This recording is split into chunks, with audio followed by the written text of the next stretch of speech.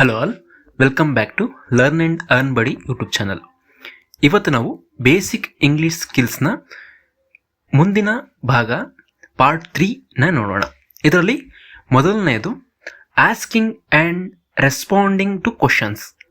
71ನೇ question, when you ask someone something it is. ನೀವು ಯಾರ ಹತ್ರನಾದರೂ ಏನನ್ನಾದರೂ ಕೇಳಿದ್ರೆ ಅದನ್ನು ಏನಂತ ಕರೀತಾರೆ? Option C, question.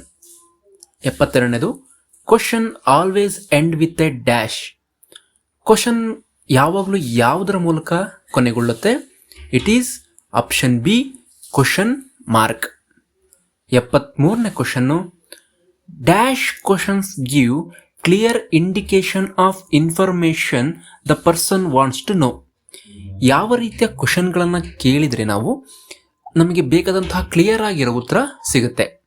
ಇದಕ್ಕೆ ಸರಿಯಾದ ಉತ್ತರ option A, WH questions. WH questions ಅಂದರೆ like what, when, where, how, ಈ ರೀತಿಯಾದಂತಹ ಕ್ವಶನ್ಸ್ಗಳನ್ನ ನಾವು WH ಕ್ವಶನ್ಸ್ ಅಂತ ಕರಿತೀವಿ. ಇದರಿಂದ ನೀವು ಕ್ಲಿಯರ್ ಆಗಿರುವಂಥ ಆನ್ಸರನ್ನು ಪಡಿಬಹುದು. 74ನೇ question, Vinutha was questioned whether she has completed her degree in an interview. How should she respond stating that she has completed. ವಿನುತಾಗೆ ಇಂಟರ್ವ್ಯೂಯಲ್ಲಿ ಕೇಳಿದ್ದಾರೆ, ನೀನು ಡಿಗ್ರಿಯನ್ನು ಮುಗಿಸಿದ್ದೀಯಾ ಅಂತ. ಅದಕ್ಕೆ ಅವಳು ಯಾವ ರೀತಿಯ ಆನ್ಸರನ್ನು ಕೊಡಬೇಕು? ಸರಿಯಾಗಿರೋದು option C, yes I have completed my degree. ಈ ರೀತಿಯಾಗಿ ಉತ್ತರವನ್ನು ಕೊಡಬೇಕಾಗತ್ತೆ. 75ನೇ question, tutor asked his student whether he knew to use Windows. How should the student answer.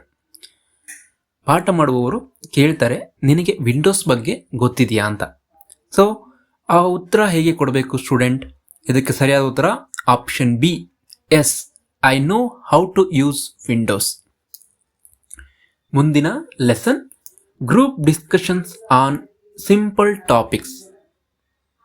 76ನೇದು, when 2 or more people give their thoughts and views on topic, it is called.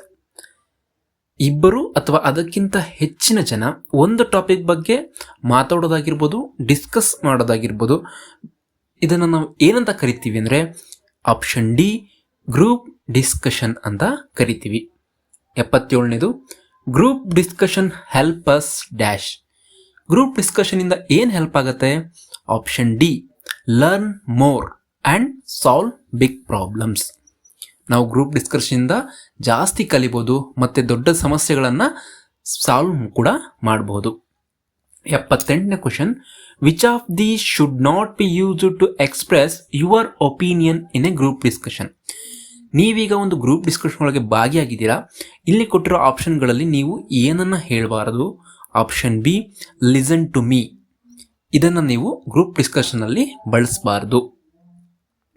79ನೇದು, Mahesh and his team discussed about the steps to be followed to complete the project at the earliest. He was happy with the suggestions given by his teammates and granted to follow the same. How would he convey it? Mahesh ತನ್ನ teammates ಜೊತೆಗೆ ಒಂದು group discussion ಮಾಡಿಬಿಟ್ಟು ಸಲಹೆಗಳನ್ನು ಪಡ್ಕೊಂಡಿದ್ದಾನೆ. ಆ ಸಲಹೆಗಳು ಅವನಿಗೆ ಸರಿ ಅನಿಸಿದೆ ಮತ್ತು ಅದನ್ನೇ ಫಾಲೋ ಮಾಡಿ ಅಂತ ಈಗ ಅವನು ಟೀಮ್ಮೇಟ್ಸ್ಗೆ ಹೇಳಬೇಕಾಗಿದೆ. ಅದನ್ನು ಯಾವ ರೀತಿ ಹೇಳ್ತಾನೆ? ಅದಕ್ಕೆ ಸರಿಯಾದ ಉತ್ತರ option A, I agree with your plan of action. ಈ ರೀತಿಯಾಗಿ ಅವನು ಒಪ್ಪಿಗೆಯನ್ನು ಸೂಚಿಸ್ತಾನೆ. 80ನೇ question, Reeta had to attend a group discussion on behalf of our company. What is she suppose to do before the meeting. Reeta ತನ್ನ ಕಂಪನಿಯ ಪರವಾಗಿ ಒಂದು ಗ್ರೂಪ್ ಡಿಸ್ಕಷನ್ ಒಳಗೆ ಪಾಲ್ಗೊಳ್ಳಬೇಕಾಗಿದೆ. ಹಾಗಾದರೆ ಅವಳು ಮೀಟಿಂಗ್ ಅಟೆಂಡ್ ಆಗೋಕ್ಕೂ ಮುಂಚೆ ಏನನ್ನ ಮಾಡಿರಬೇಕು? Option C, be prepared about the topic. ಯಾವ ಟಾಪಿಕ್ ಬಗ್ಗೆ ಗ್ರೂಪ್ ಡಿಸ್ಕಷನ್ ಆಗ್ತಿದೆ ಅದರ ಬಗ್ಗೆ ತಿಳ್ಕೊಂಡಿರೋದು ತುಂಬ important. Next lesson, telephone skills. 81ನೇ question, a person who makes a call. ಯಾರು ಫೋನನ್ನು ಮಾಡ್ತಾರೆ ಅವರನ್ನ ಏನಂತ ಕರೀತಾರೆ? Option B, collar.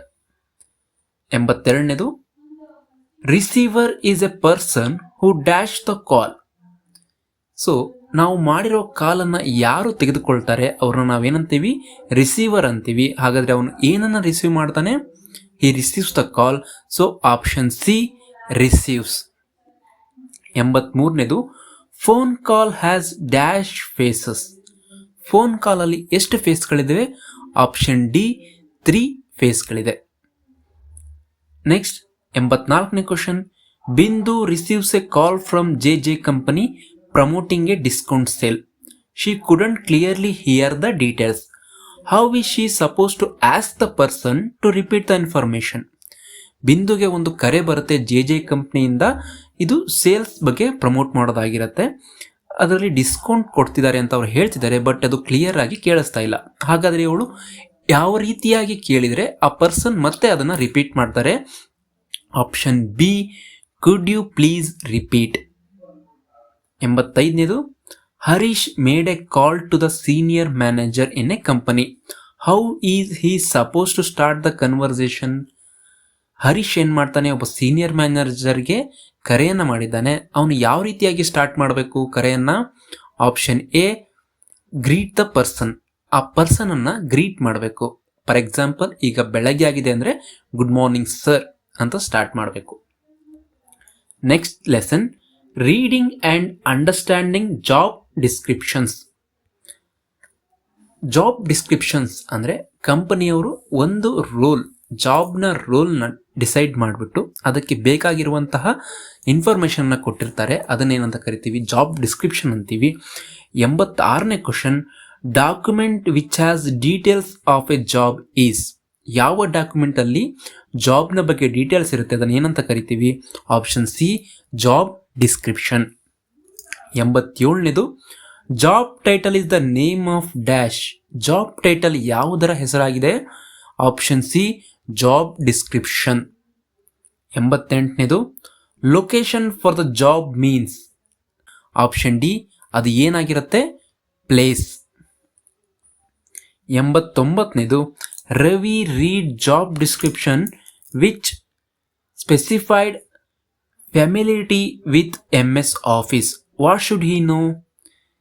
ರವಿ ಒಂದು ಜಾಬ್ ಡಿಸ್ಕ್ರಿಪ್ಷನ್ನ ಓದಿದಾಗ ಅದರಲ್ಲಿ ಕೊಟ್ಟಿರ್ತಾನೆ ಫ್ಯಾಮಿಲಿಯರಿಟಿ ವಿತ್ MS ಆಫೀಸ್ ಅಂತ. ಅಂದರೆ ಅರ್ಥ ಏನು? ಆ ಜಾಬ್ನ ಮಾಡಲಿಕ್ಕೆ MS ಆಫೀಸ್ ಬಗ್ಗೆ ತಿಳ್ಕೊಂಡಿರಬೇಕಾಗತ್ತೆ. ಹಾಗಾದರೆ ರವಿ ಏನು ಮಾಡಬೇಕು? Option C, how to use MS Office ಅನ್ನೋದು ಅವನಿಗೆ ತಿಳಿದಿರಬೇಕು. 90ನೇದು, Shyam and Ram applied for the same job. Shyam read the job description in detail and made a note of important details. Who will know more about the company? Shyam ಮತ್ತು ರಾಮ್ ಇಬ್ಬರು ಒಂದೇ ಕಂಪ್ನಿಯಲ್ಲಿ ಜಾಬ್ಗೋಸ್ಕರ apply ಮಾಡಿದ್ದಾರೆ. ಆದರೆ ಇದರಲ್ಲಿ ಶ್ಯಾಮ್ ಏನು ಮಾಡ್ತಾನೆ, ಜಾಬ್ ಡಿಸ್ಕ್ರಿಪ್ಷನ್ ಏನಿದೆ ಅಂತ ತಿಳ್ಕೊಳ್ತಾನೆ ಮತ್ತು ಕೆಲವು ಇಂಪಾರ್ಟೆಂಟ್ ಡೀಟೇಲ್ಸ್ನ ಬರ್ಕೊಳ್ತಾನೆ. ಹಾಗಾದರೆ ಇದರಲ್ಲಿ ಯಾರಿಗೆ ಹೆಚ್ಚಿನ ಮಾಹಿತಿ ಇದೆ ಅಂದರೆ option B, Shyam. Next lesson, speak and share information about work place. 91ನೇದು, if you work in a large and popular company, what type of information is good to share about the work place. ನೀವು ಒಂದು ದೊಡ್ಡ ಕಂಪ್ನಿಯಲ್ಲಿ work ಮಾಡ್ತಿದ್ದೀರ ಅಂದರೆ ಯಾವ information ನೀವು share ಮಾಡ್ಬೋದು? Option A, type of job and company name. ಇದನ್ನು ನೀವು ಶೇರ್ ಮಾಡಬಹುದು. 92ನೇದು, which of these is not a positive word about your work. ನೀವು ಯಾವ್ದಾದ್ರು ಕೆಲಸ ಮಾಡ್ತಾ ಇದ್ರೆ ಇಲ್ಲಿ ಕೊಟ್ಟಿರುವಂಥ ವರ್ಡ್ಸ್ಗಳಲ್ಲಿ ಯಾವುದು ಪಾಸಿಟಿವ್ ಇಲ್ಲ. It is option C, boring. Boring ಅನ್ನೋದು ನೆಗೆಟಿವ್ ವರ್ಡ್ ಆಗಿದೆ. 93ನೇ question, a person who works with us is called a dash. ನಮ್ಮ ಜೊತೆಯಲ್ಲೇ ಕೆಲಸ ಮಾಡ್ತಿರೋರನ್ನ ನಾವು ಏನಂತ ಕರಿತೀವಿ? Option B, coworker. 94ನೇ question, Ram is answering an interview question about his previous work place. He didn't like his teammates. They argued a lot. Should he share this with the interviewer. Ram ಒಂದು interview ಅಲ್ಲಿ ಇದ್ದಾನೆ. ಅವನಿಗೆ ಹಳೆಯ work place ಬಗ್ಗೆ ಕೇಳಿದ್ದಾರೆ. ಆದರೆ ರಾಮ್ಗೆ ಹಳೆಯ ವರ್ಕ್ ಪ್ಲೇಸಲ್ಲಿ ಇರುವಂತಹ ಟೀಮ್ಮೇಟ್ಸ್ ಬಗ್ಗೆ ಅಷ್ಟಾಗಿ ಒಲವಿರಲ್ಲ ಮತ್ತು ಅವನು ಅವ್ರ ಜೊತೆ ತುಂಬ ಜಗಳಗಳನ್ನು ಮಾಡಿರ್ತಾನೆ. ಹಾಗಾದರೆ ಅದರ ಬಗ್ಗೆ ಇವನು ಈ ಇಂಟರ್ವ್ಯೂಲಿ ಹೇಳಬೇಕಾ? Option B, no. He should avoid speaking negatively about his teammates. ಹಳೆಯ ಕಂಪ್ನಿ ಬಗ್ಗೆ ಆಗಿರ್ಬೋದು, ಹಳೆಯ ಟೀಮ್ಮೇಟ್ಸ್ ಬಗ್ಗೆ ಆಗಿರ್ಬೋದು, ನೆಗೆಟಿವ್ ಅಲ್ಲಿ ಇಂಟರ್ವ್ಯೂ ಅಲ್ಲಿ ಮಾತಾಡೋ ಅಗತ್ಯ ಇಲ್ಲ. 95ನೇ question, Ryan wants to speak to HR about his work. He should specify the name of his job, place of work and dash. Rayon HR ಜೊತೆಗೆ ಮಾತಾಡಿ ಒಂದಿಷ್ಟು ವಿಷಯಗಳನ್ನು ತಿಳ್ಕೋಬೇಕಾಗಿದೆ.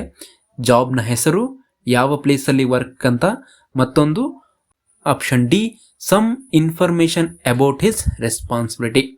ಎಲ್ಲ ಜಾಬ್ಗಳಿಗೂ ಅದರದೇ ಆದಂಥ ರೆಸ್ಪಾನ್ಸಿಬಿಲಿಟಿ ಇರುತ್ತೆ, ಅದನ್ನು ನಾವು ತಿಳ್ಕೋಬೇಕು. Next, writing application and cover letters.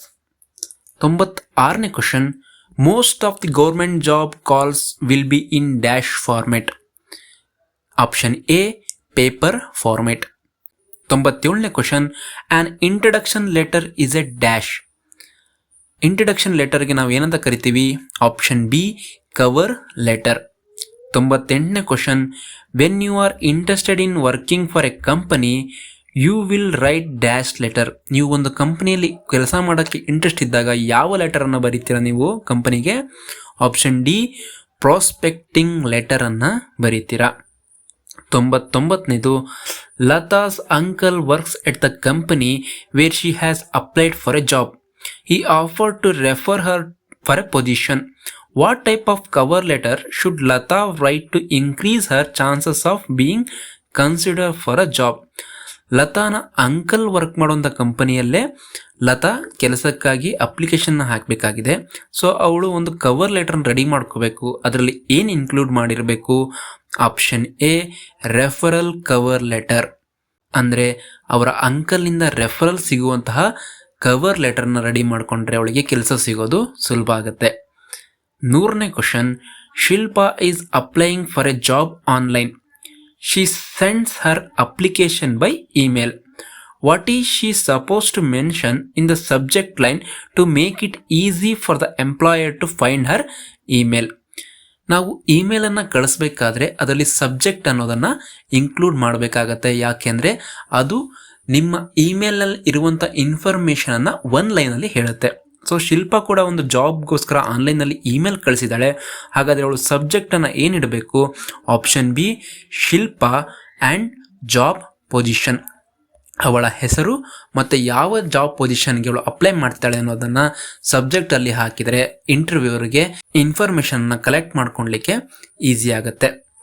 So basic English ಸ್ಕಿಲ್ಸ್ನ ಎಲ್ಲ ಲೆಸನ್ಗಳು ಇಲ್ಲಿಗೆ ಮುಕ್ತಾಯ ಆಗಿದೆ. ಮುಂದಿನ ಲೆಸನ್ನೊಂದಿಗೆ ಮತ್ತೆ ಭೇಟಿಯಾಗೋಣ. ಅಲ್ಲಿವರೆಗೂ ಆಲ್ವೇಸ್ ಲರ್ನ್.